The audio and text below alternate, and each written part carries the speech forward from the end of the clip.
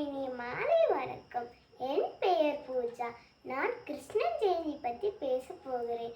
மதுரை நகரில் தேவகி வாசுதேவருக்கு 8வது மகனாக கிருஷ்ண பகவான் அவதாரம் எடுத்தார். கிருஷ்ணர் பிறந்தது சிறைச்சாலையில்.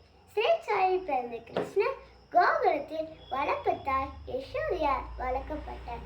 தனது தாய் மாமன் கம்சனை கொன்று துவாரகையில் அரசாட்சி செய்தார்.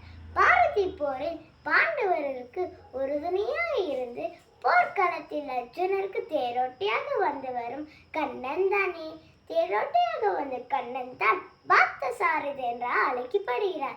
தேரோட்டியாக வந்த கண்ணன் அர்ஜுனருக்கு உபதேசித்த அறிவுரைதான் பகவத்கீதை. தன் கடைசி காலத்தில் வேடன் ஒருவன் எய்த அன்பு காலில் தைக்க பூலோகத்தில் கண்ணன் அவதாரத்தை முடித்து மீண்டும் வைகுண்டம் சென்றார் என்று கூறப்படுவது உண்டு.